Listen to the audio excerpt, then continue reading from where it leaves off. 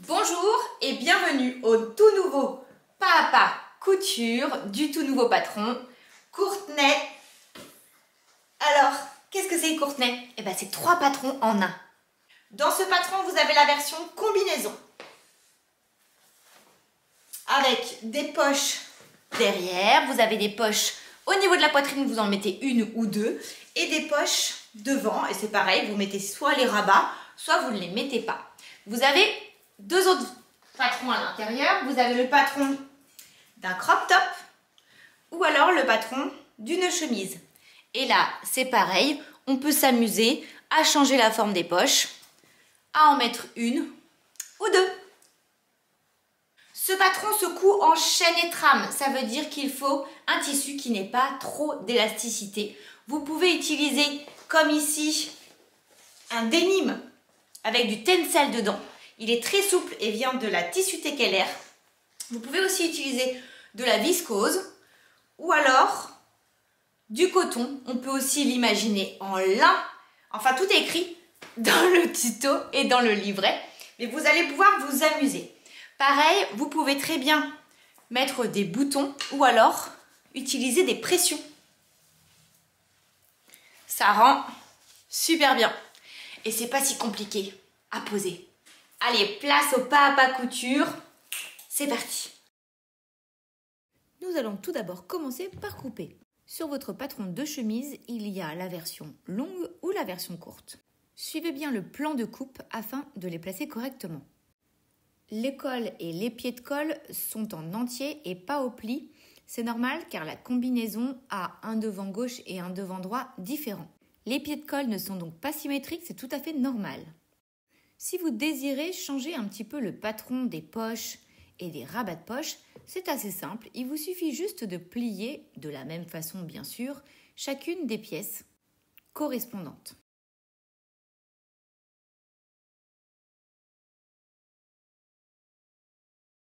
Pour la combinaison, c'est pareil, suivez bien le plan de coupe. Et petit conseil, coupez bien sur l'endroit de votre tissu afin de bien voir si jamais c'est bien le devant gauche et le devant droit. Place ensuite au thermocollant, thermocoller toutes les pièces énumérées dans le livret. Vous devez également thermocoller vos pattes de boutonnage au niveau de la chemise. Et pour le pied de colle, attention, thermocoller celui qui a été découpé sur l'endroit du patron. Je vois mon patron sur l'endroit et je vois mon tissu sur l'endroit. Une fois que tout est fait, nous allons commencer la couture et nous allons parler des poches. Le principe est le même pour les poches poitrine et pour les poches devant. Nous commençons tout naturellement par surjeter le contour de chacune de nos pièces de poche. Là, je vous montre la petite technique pour pouvoir faire un angle. Je dépasse d'un point, je tire sur mon fil, hop, je tourne et je repars. Une fois que tout est bien surjeté, vous allez replier le haut de la poche sur 4 cm sur l'envers. Je les marque donc sur l'endroit et ensuite au fer à repasser, je vais venir les plaquer sur l'envers.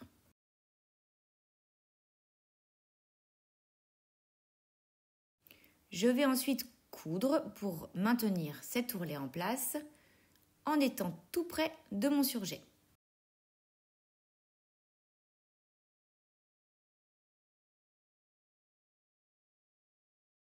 C'est exactement le même principe pour les poches du bas, donc franchement, une fois qu'on est parti, on fait toutes les poches en même temps. Au fer à repasser, ensuite, nous allons faire des rentrées de la valeur de couture sur le pourtour de la poche, c'est-à-dire à 1 cm de chaque bord franc. Je les replie au fer à repasser. Et pour les angles, si jamais vous trouvez que la valeur de couture se voit trop, vous pouvez réaliser un petit rentré en diagonale.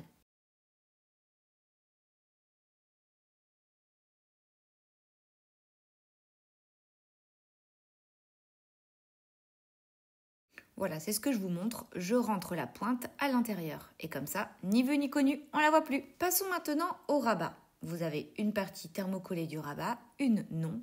Et on va faire une couture à 1 cm en laissant une des longueurs de ce rectangle sans couture.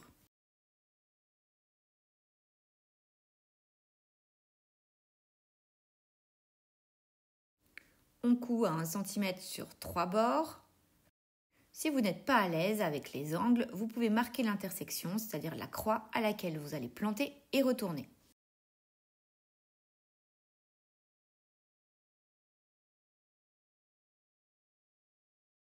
Une fois que vous avez fait les 3 côtés, nous allons dégarnir les angles. Je fais donc un premier coup de ciseau dans la diagonale et 2 autres pour que ça soit en biseau.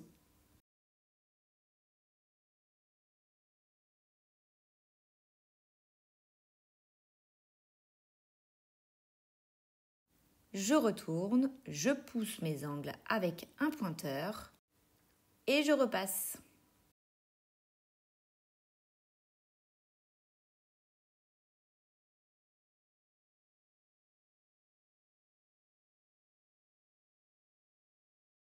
Cet outil est une règle thermorésistante et je l'ai trouvé quand même plutôt pas mal pour pouvoir bien pousser mes coutures et faciliter le repassage.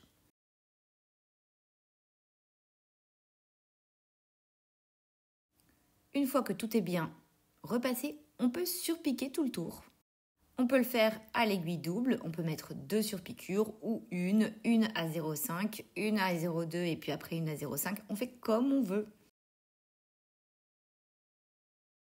Là, c'est parti pour la deuxième couture. Je reprends un autre repère et je refais tout le tour.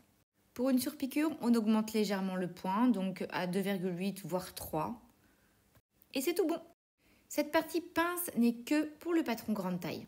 J'ai donc repris les vidéos de Shawn et je vous montre que pour pouvoir placer facilement mes traits de pince sur l'envers de mon tissu, je me suis amusée à découper mon patron. C'est nettement plus simple et précis de faire comme ça que de le faire avec une épingle en pointant dans la pince. Moi, je trouve ça vraiment mieux comme ça.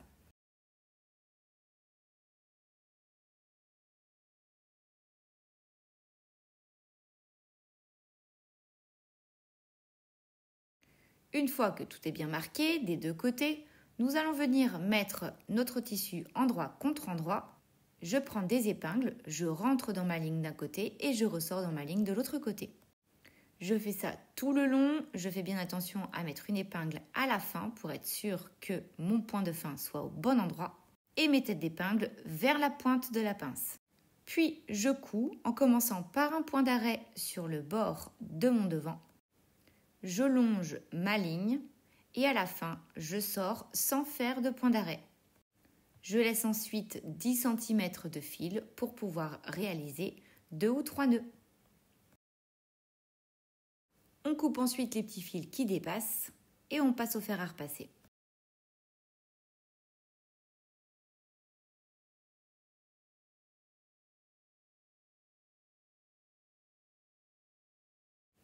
Au fer, vous allez plaquer vos pinces vers le bas de votre chemise et réaliser un petit rond au niveau de la pointe pour que le galbe du sein se mette bien en place.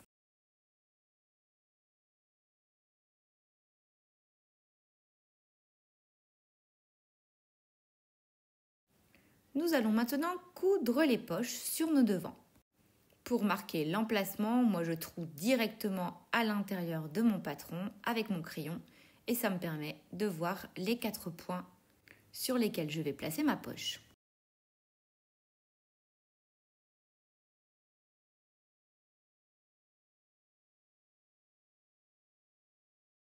Pour être plus précise, je trace carrément l'emplacement à la règle et je ferai la même chose sur le bas de ma combinaison.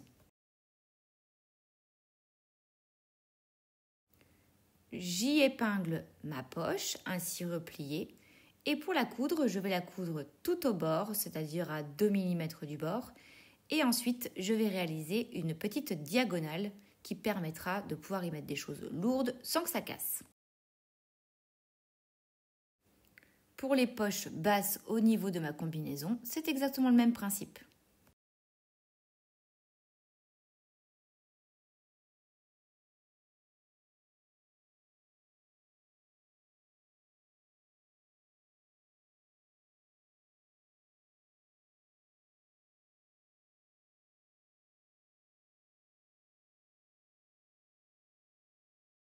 Je couds tout autour à 2 mm du bord. Je prends mon temps puisque les surpiqûres vont être visibles. Et comme on voit là, j'ai un petit peu augmenté ma longueur de point, surtout si vous avez un tissu un peu épais. Je termine en réalisant mes petites diagonales. Et voilà, mes poches plaquées sont mises. C'est exactement le même principe si on a décidé de réaliser un chemisier. Bon, je vous le laisse quand même parce que je l'ai filmé cette jolie vidéo, alors autant qu'on la regarde, mais c'est pareil.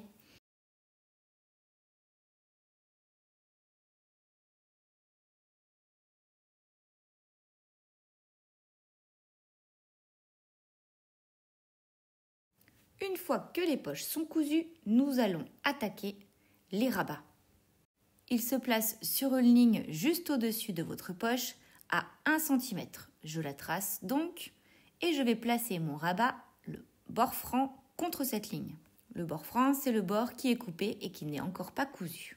Je vais coudre à 5 mm du bord. Vous pouvez vous tracer le trait de couture si jamais ça vous aide.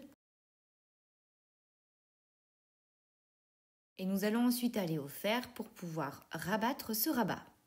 Oui, c'est vrai. Je reviens mettre mon rabat vers ma poche, au fer à repasser, et ensuite nous allons surpiquer. Vous allez coudre à 1 cm du bord du rabat pour le maintenir en place.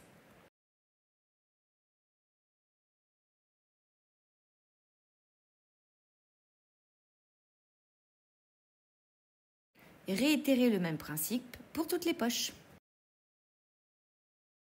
Passons maintenant à la fourche devant. Vous allez tout d'abord surjeter les milieux devant, mais attention, nous avons un décroché.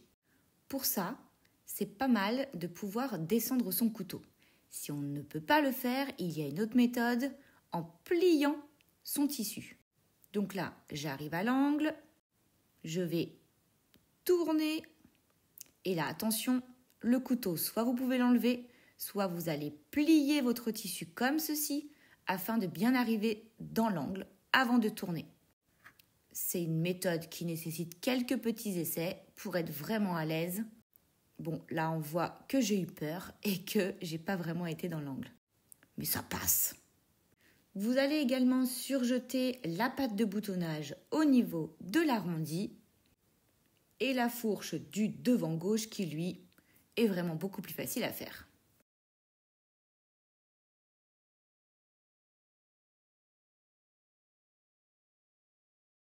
Là, il n'y a pas de décroché pour nous embêter, donc c'est tout simple.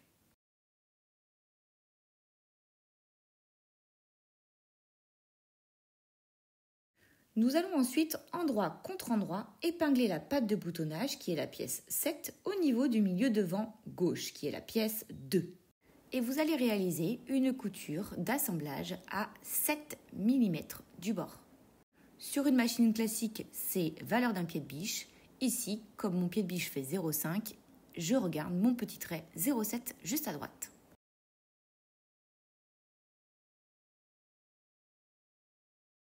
Je vais ensuite plaquer cette couture au fer à repasser, les valeurs de couture vers la patte de boutonnage et nous allons faire une surpiqûre pour la maintenir en place. Cette surpiqûre est à faire à 2 mm de la couture d'assemblage. Vous pouvez légèrement augmenter la longueur du point, là je suis à 2,8.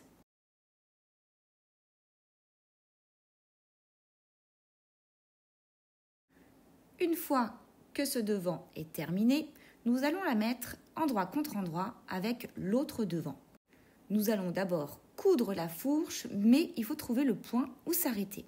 Sur le patron, vous avez un point nommé A. Remettez-le sur votre tissu et regardez bien que cela tombe au bon endroit de l'autre côté.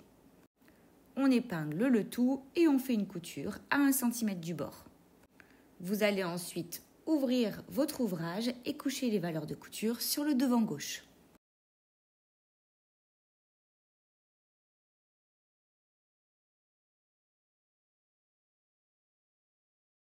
Nous allons ensuite au fer à repasser afin de replier la patte de boutonnage, celle qui est en rectangle et qui est sur le devant droit, pièce numéro 1. On replie tout d'abord sur 1 cm, puis sur 3 cm et on va maintenir cette patte de boutonnage en place par une couture nervure. Ne faites pas cette couture nervure sur la totalité de votre patte de boutonnage. Arrêtez-vous au niveau du point A que nous avons matérialisé tout à l'heure.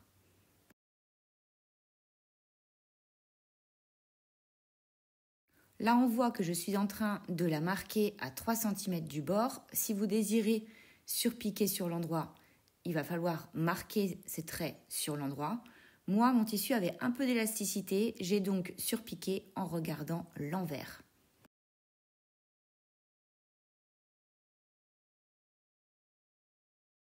C'est parti pour la surpiqûre, je regarde bien l'envers et je me positionne à 1 mm du bord de ce double rentré.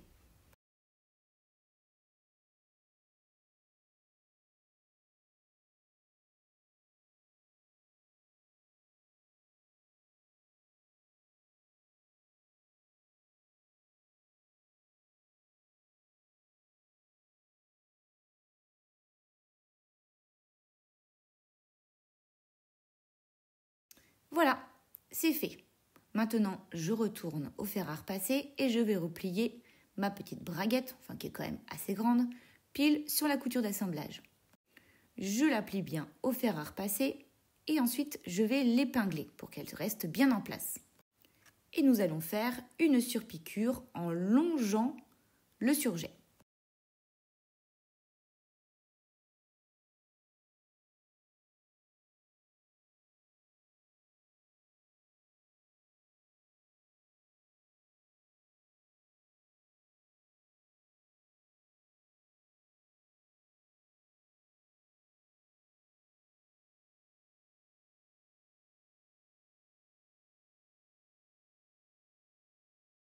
Donc là, je montre que je vais d'abord surpiquer mon parement tout seul et ensuite je viendrai rabattre la patte de boutonnage et finir en refaisant la couture avec la patte de boutonnage pour que tout reste bien en place.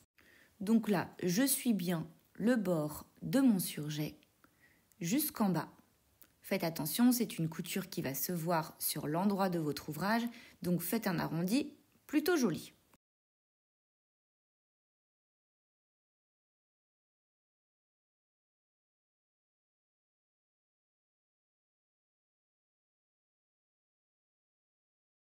Ensuite, je remets mon ouvrage sur l'endroit et je vais venir refaire la même couture sur l'arrondi, mais que sur l'arrondi. Et ça va maintenir ma patte de boutonnage sur l'arrière.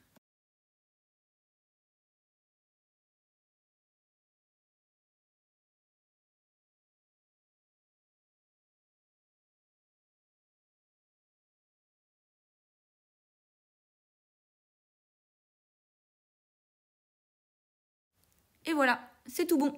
C'était pas si sorcier, hein?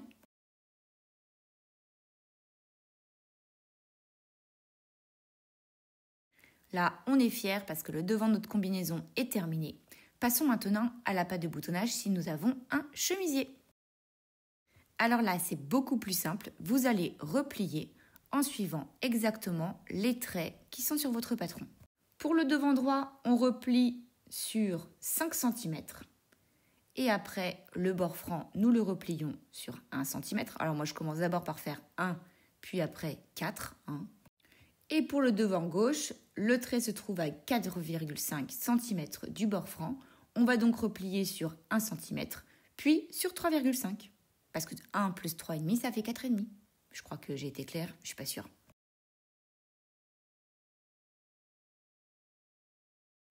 Je trace donc mes deux traits. Le premier ici à 4,5, sur l'autre côté à 5 et je retrace aussi mes traits de 1 cm.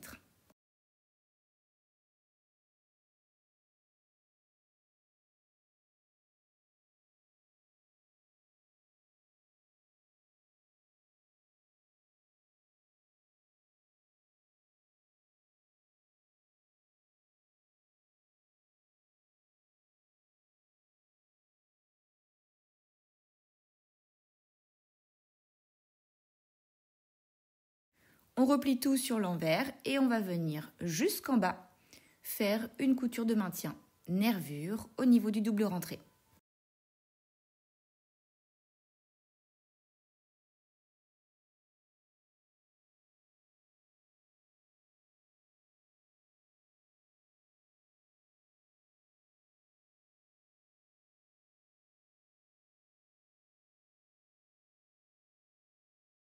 Là, c'est un tissu léger, alors je n'ai pas eu besoin d'allonger mon point, mais si vous avez un tissu un petit peu plus épais, vous pouvez l'allonger à 2,8. Pour que ça soit bien joli à l'intérieur, je me mets à 1 ou 2 mm du double rentré.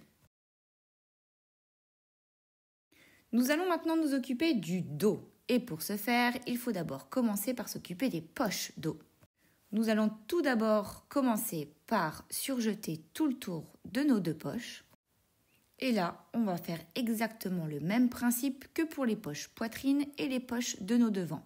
Sauf que cette fois-ci, nous avons des poches un petit peu plus anguleuses, c'est-à-dire qu'elles ont quand même beaucoup plus d'angles. Donc, on travaille beaucoup le fait de ne pas avoir à sortir de son tissu pour surjeter. On fait des beaux angles. Je viens tracer à 4 cm du bord franc du haut pour pouvoir faire mon premier repli.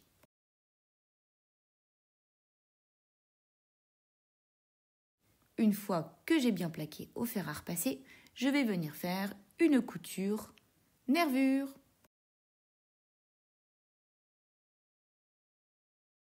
Elle me permettra de maintenir ces tourlets en place. Ensuite, c'est le même principe que pour les poches poitrine et les poches devant. Nous allons faire des rentrées de 1 cm sur les 1, 2, 3, 4, 1, 2, les 4 autres côtés. Et voilà, on les rentre sur l'envers et on va pouvoir venir les positionner.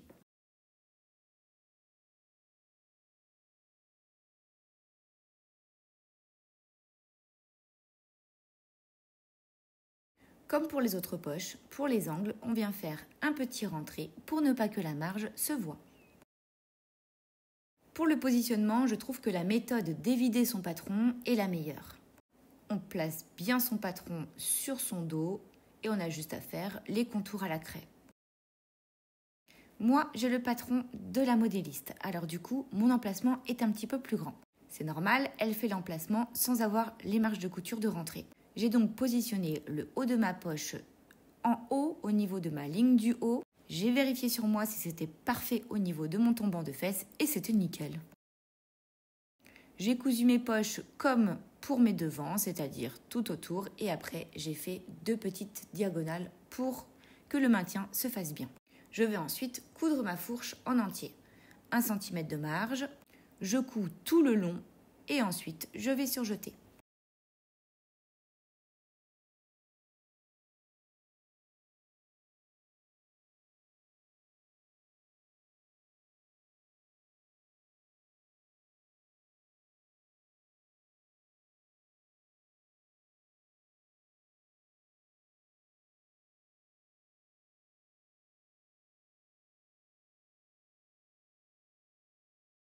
Une fois que j'ai surjeté ma fourche d'eau, je vais venir la plaquer d'un des deux côtés.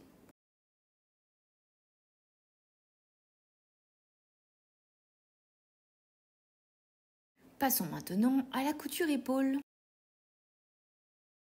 Vous allez positionner endroit contre endroit votre devant et votre dos et vous allez coudre à 1 cm du bord. Pareil si vous avez décidé de faire la version chemise.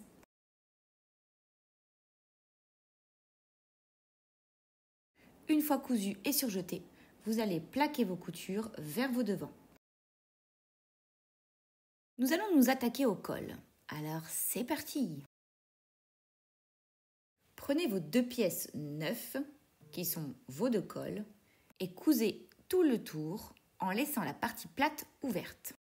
À 1 cm du bord, faites attention à vos arrondis.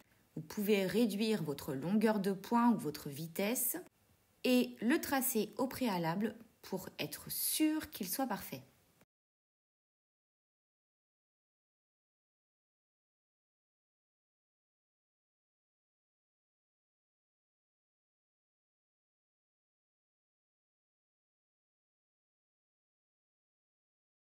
Je m'y reprends parfois à plusieurs fois quand je vois que mon arrondi n'est pas très joli. C'est pas grave, on le refait plusieurs fois.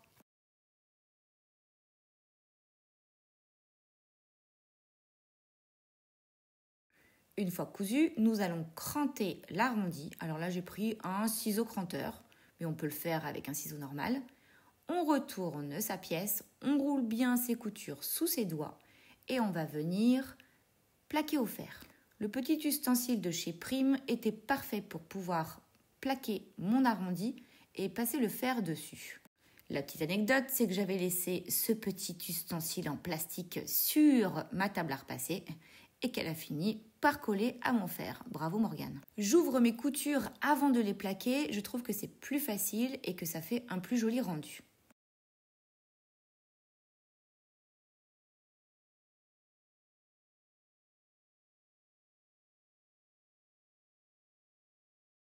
Et voilà, mon col est prêt à être monté sur le pied de colle. Endroit contre endroit, cran sur cran, faites bien attention à vos crans, vous allez coudre le pied de colle thermocollé sur l'encolure, en laissant bien dépasser 1 cm du col de chaque côté. Là, pour être bien sûr, je le marque. J'épingle bien tout autour et je vais coudre à 1 cm du bord.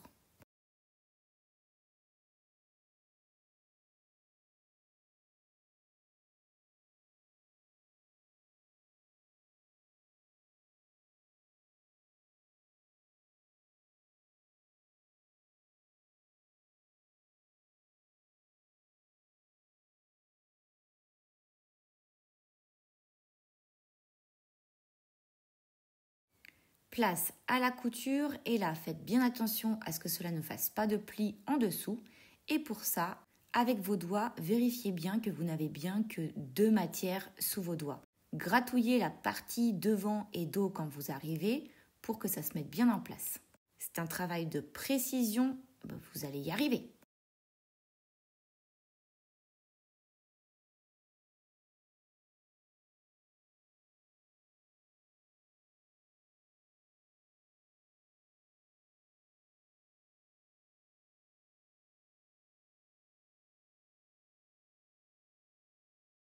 Une fois cousu, je vérifie bien qu'il n'y a pas de petits plis. S'il y en a, c'est pas grave, je défais ce petit point et je regarde ce côté-là pour pouvoir recoudre. Je vais ensuite plaquer ma marge de couture vers mon pied de colle.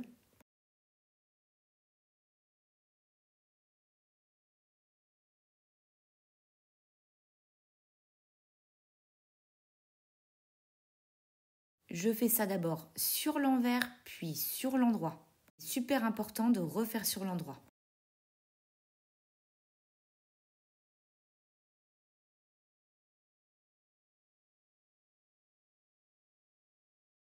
Nous allons ensuite placer notre colle sur ce pied de colle. Et là, je remets bien mes repères. C'est au niveau de ces repères que votre colle va s'arrêter de chaque côté.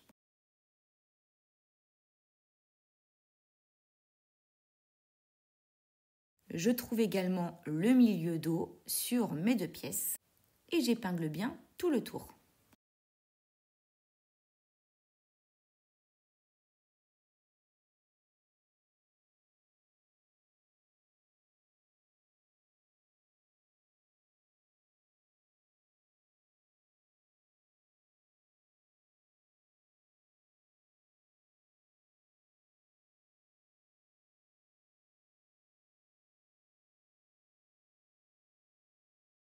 Pour assembler ce col, vous n'allez pas coudre à 1 cm, mais vous allez coudre à 7 mm.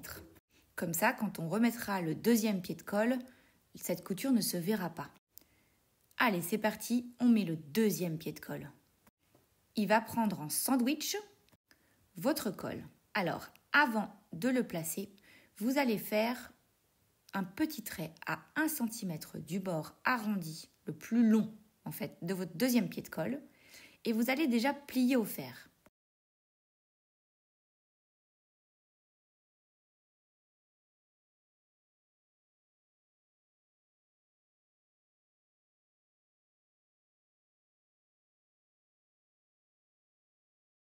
Une fois que tout est bien plié, vous allez venir le placer endroit contre endroit avec le premier pied de colle.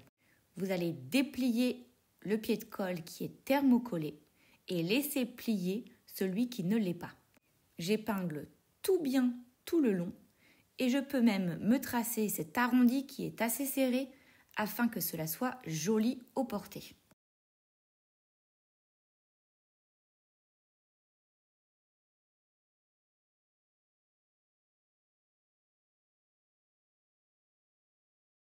C'est indispensable que votre couture s'arrête dans le prolongement de votre patte de boutonnage.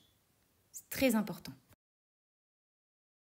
Place à la couture, on y va, on baisse sa longueur de point pour l'arrondi. Ce sera peut-être plus dur à découdre si jamais vous avez besoin de le découdre, mais au moins vous irez moins vite.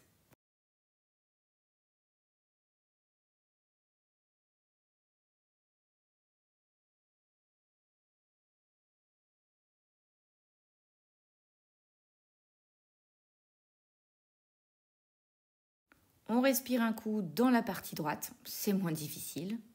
Et vous faites toute cette couture à 1 cm du bord. On crante ensuite tout l'arrondi et un petit peu la partie droite aussi.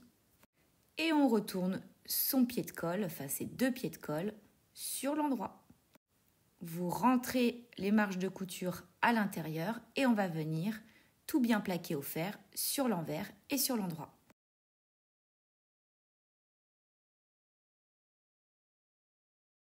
Rentrez bien vos marges de couture pour ne pas qu'elles soient apparentes.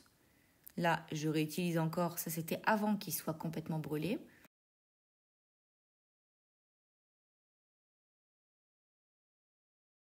Prenez votre temps pour cette partie repassage, elle est vraiment indispensable.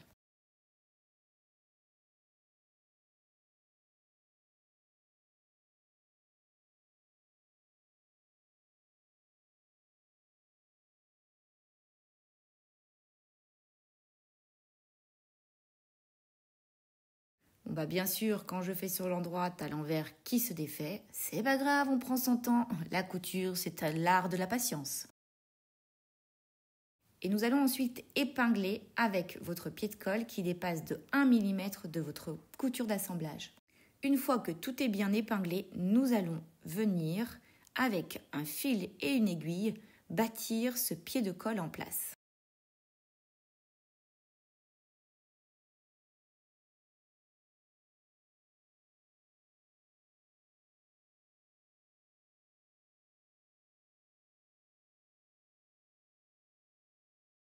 Alors il y a 2 types de façons de faire son bâti.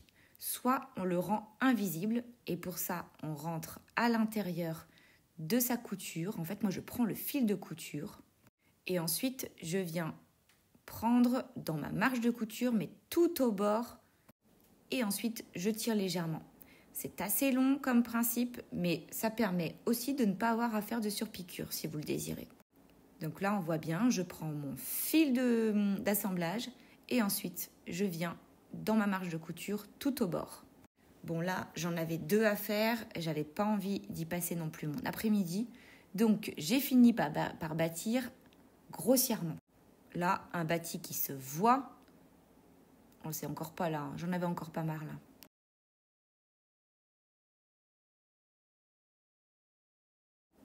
Voilà, la deuxième façon, elle se voit. Dessus, dessous, dessus, dessous. Mais par contre, je suis tout au bord de mon pied de colle. Et de l'autre côté, je dois être en dessous. Ensuite, un petit coup de fer pour être sûr que tout soit bien en place. Et je viens surpiquer en bas de mon pied de colle à 1 mm de ma couture d'assemblage.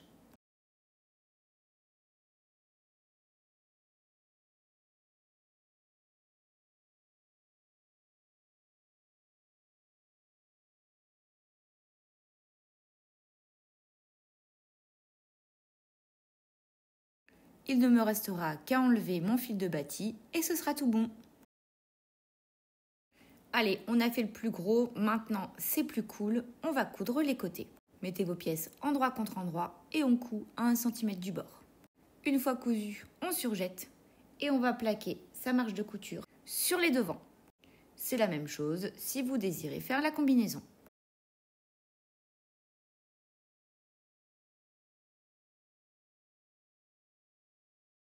On reste avec la combinaison et on va fermer l'entrejambe. Mettez votre devant et votre dos endroit contre endroit. Épinglez bien la fourche, enfin les deux fourches ensemble. Que le T soit parfait, je rentre dans ma couture, je sors dans ma couture de l'autre côté. Et nous allons coudre d'un côté à l'autre d'un seul tenant.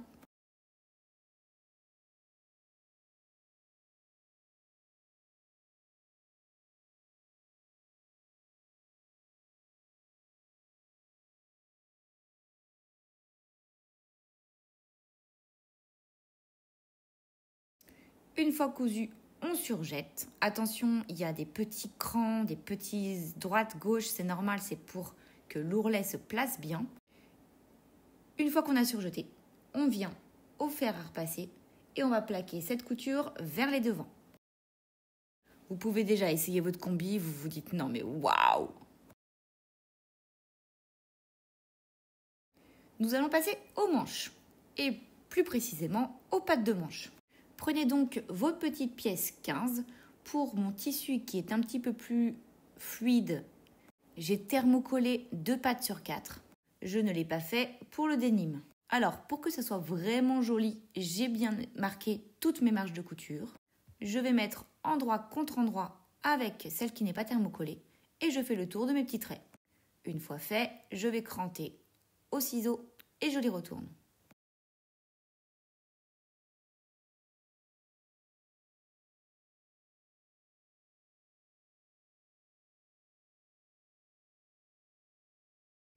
Pour les retourner, c'est plus facile en passant par la pointe. Je pousse avec quelque chose de pointu, mais tout doucement. Et une fois que le premier rentré est fait, ça passe tout seul.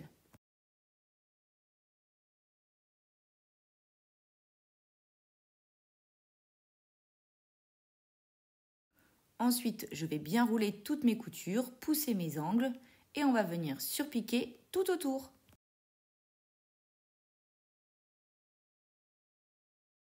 Mes petites pattes sont faites, on va ensuite s'occuper des manches. Endroit contre endroit, pliez la manche qui est la pièce numéro 7 en deux et cousez les dessous de la manche. On surjette ensuite les valeurs de couture et on va plaquer cette couture vers un des côtés.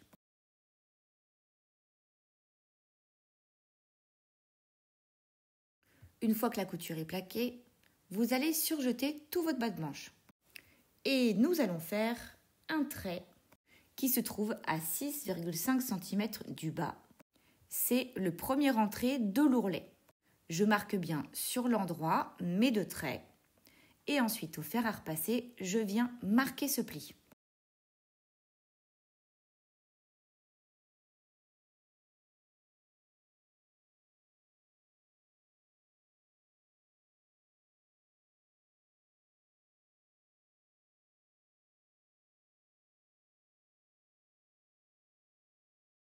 Une fois que le trait est marqué, je vais venir mettre ma petite patte. Placez l'endroit de la patte sur l'envers de votre manche. Et j'ai marqué un trait à 1 cm sur le bord franc de ma patte pour qu'elle rentre pile d'1 cm et que j'ai la même longueur de patte de partout. L'endroit où mettre la patte, c'est vraiment à l'aplomb de votre tête de manche. Et on va venir coudre tout le tour au niveau du surjet. J'enlève mon bras de machine à coudre, comme ça c'est plus simple.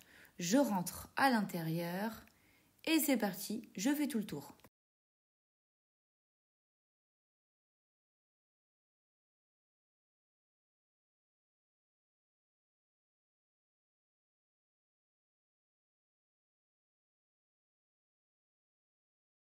La manche est finie, nous allons ensuite la mettre sur notre corps.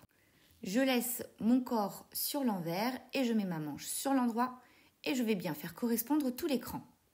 Il n'y a pas besoin de passer de fil de fronce, mais je vais vous montrer comment faire pour que votre petit embu soit juste avec des épingles complètement résorbées.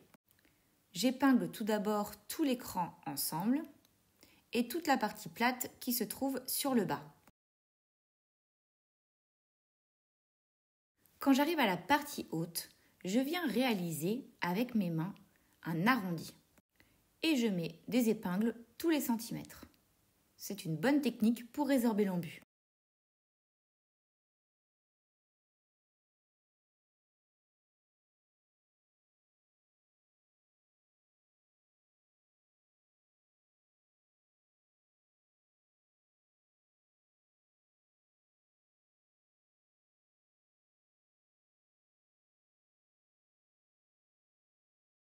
Une fois que tout est bien épinglé, je couds à 1 cm de marge.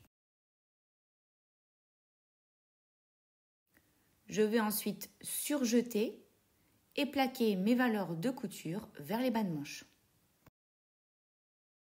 On passe ensuite aux finitions, c'est-à-dire les ourlets. Pour la chemise, surjetez tout le bas de votre chemise. Une fois que le surjet est fait, passons au fer à repasser et vous allez réaliser un double rentré de la valeur de ce surjet. C'est-à-dire que je le replie une première fois. Attention, vous avez quelques petites courbes, alors on suit bien la courbe. Et je replie une deuxième fois. Si vous avez le petit coin qui est disgracieux, vous pouvez faire un rentré comme pour les poches.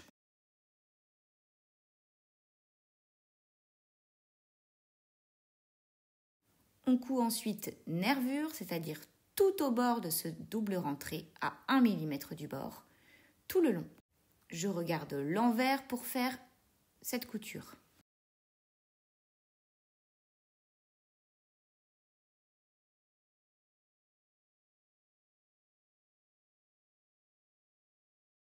Passons maintenant à l'ourlet de la combinaison. Après avoir surjeté le bas de vos jambes, vous allez venir tracer sur l'endroit un trait à 9,5 cm de ce bord franc. Une fois tracé, vous allez le replier sur l'envers.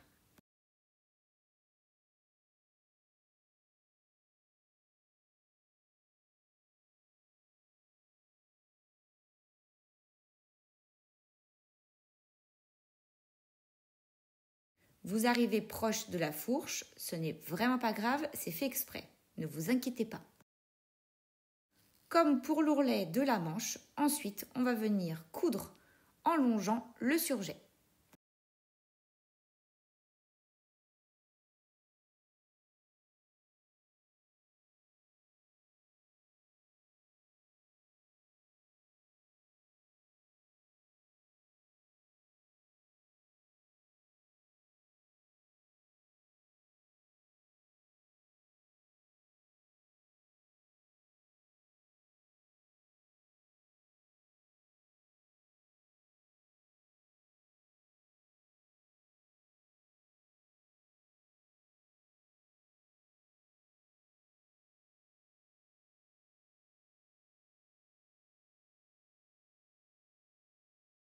On trace ensuite une deuxième ligne en restant sur l'envers de son vêtement et elle se trouve à 4,5 cm du bord.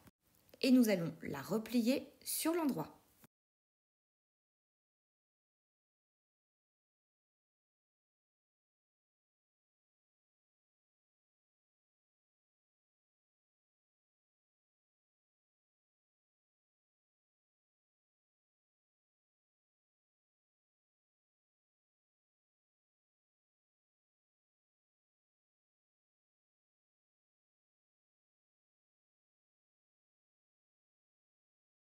Je la marque bien au fer à repasser et nous allons venir condamner sur les coutures côté ces revers. Cela s'appelle des coutures mortes car elles sont à l'intérieur d'une couture déjà existante. Faites bien attention à être à l'intérieur du sillon de votre couture, comme ça, cela n'est pas apparent. Je fais ça dans les 4 coutures et si votre tissu est lourd comme le mien, il va falloir également faire une couture à la main à 1 cm du bord sur tout le tour. Cette couture est exactement la même qu'un glaçage ou qu'une couture de bâti. Ça permettra à l'ourlet de ne pas descendre. Mais ne la faites pas tout au bord, faites-la vraiment à 1 cm à l'intérieur. Voilà, je vous montre. Alors, pour les boutons, il va falloir d'abord commencer par bien plaquer votre patte de boutonnage. Faire ensuite le revers de 3,5 cm au niveau des bas de manche et cela nous permettra de savoir à quel endroit nous allons placer notre bouton.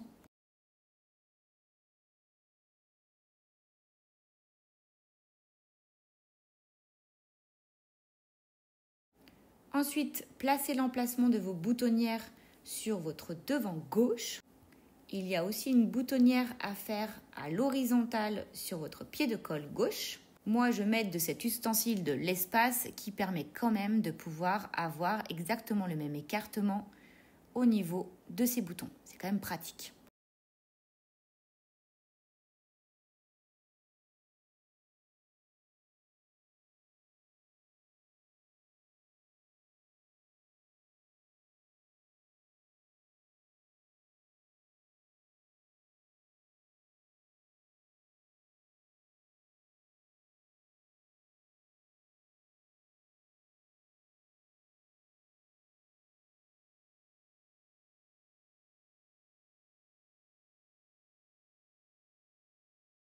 Je fais bien attention à centrer mes boutonnières par rapport à la patte et à faire en sorte qu'elles soient toutes alignées.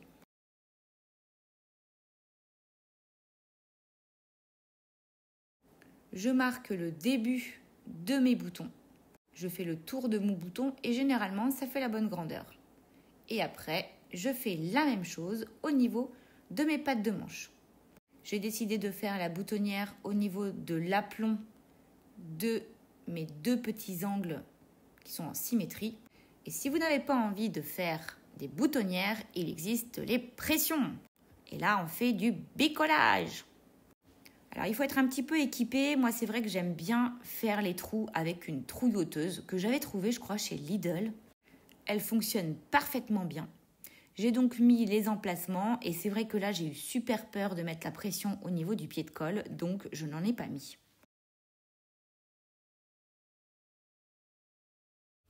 Alors, peur pourquoi? Parce que c'est tellement épais que j'avais peur que la pression de chez Prime que j'ai acheté ne soit pas assez solide ou assez épaisse pour pouvoir passer. Je fais la même chose au niveau de mes pattes de manche.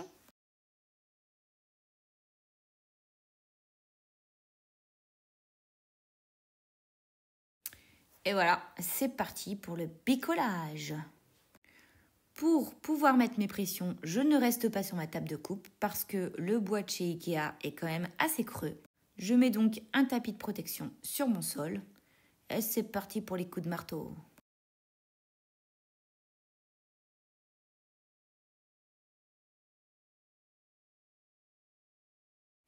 Et voilà, après quelques heures de couture et de coups de marteau, on est trop heureux d'avoir une jolie courtenay.